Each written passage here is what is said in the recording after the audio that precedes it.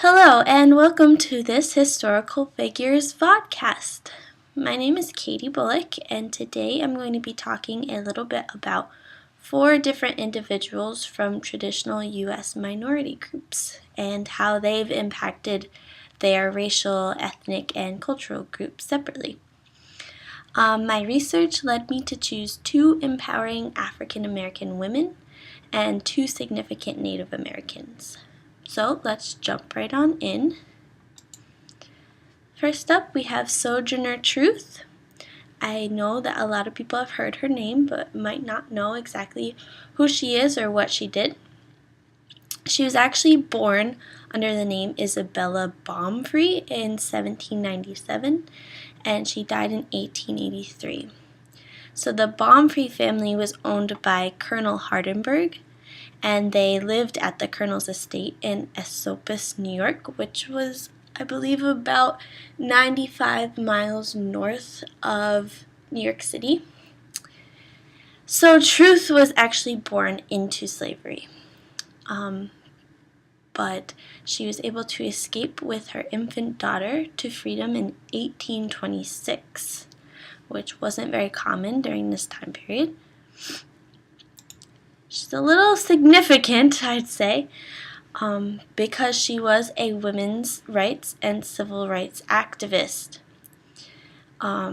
Anybody during that time that was able to overcome slavery and call themselves either one of these, I believe, is super strong. She changed her name on June 1st, 1843, and decided to devote her life to the abolition of slavery. And that's when this all began, her activism. She is actually best known for her speech on racial inequalities, which was actually a improv speech, and it was titled Ain't I a Woman? And it was delivered in 1851 at the Ohio Women's Rights Convention. So even in abolitionist circles, some of Truth's opinions were considered radical. Not so much for this time period, but for then, yes. She sought political equality for all women and chastised the abolition community, actually, for failing to seek civil rights for black women as well as men.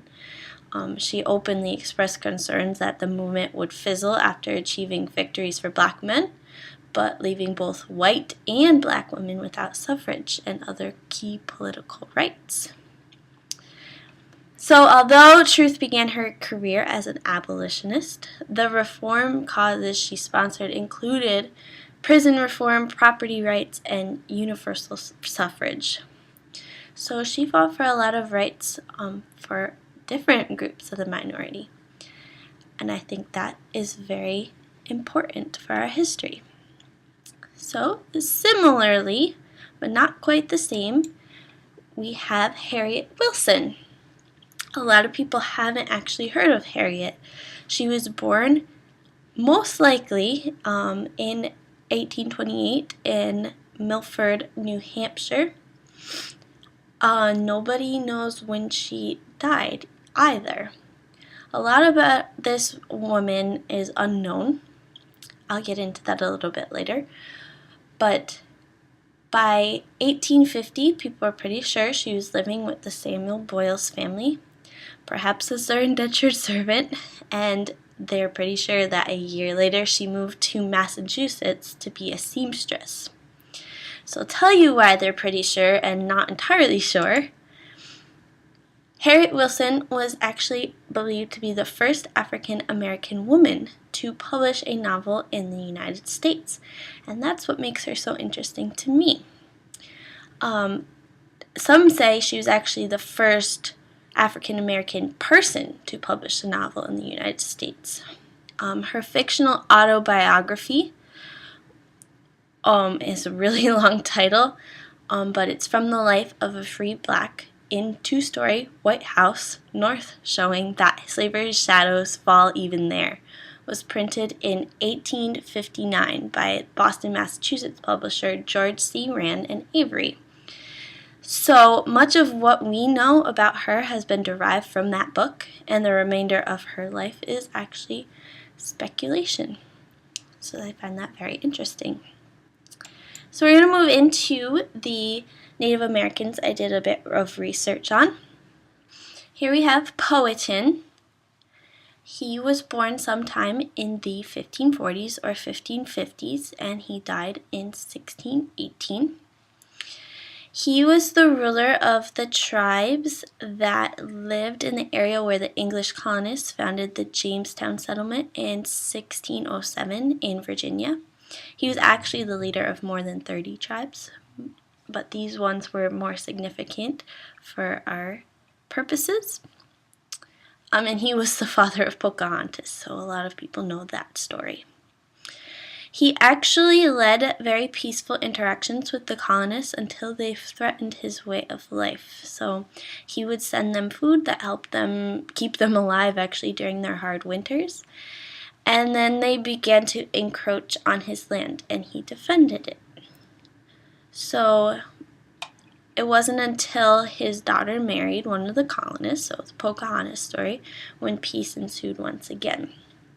I think he is a very great example of how minority groups in America have just kind of been taken over by the majority groups. So he really had to struggle for his rights. And then we have Esther Ross. I'm sure not a lot of people know about her either. She was born in 1904 and died in 1988.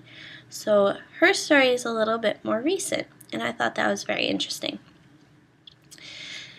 She was part of the Stillaguamish tribe in western Washington state. So that's where she came from. And her story is very interesting and significant because she, without much help, campaigned for 50 years for her people's rights.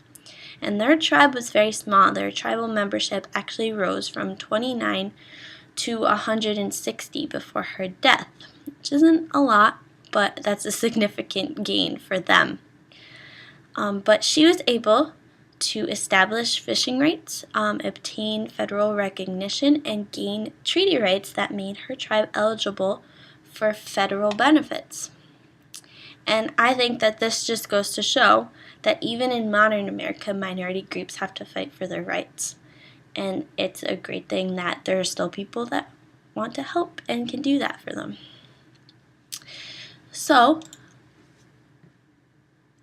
I was really able to get a wide range of people and causes that these people fought for over a very long span of time. And it's still happening today. It's really interesting that we can look back on these historical figures and see some similarities with what is happening in the news now. Thank you for watching, and I hope you enjoyed.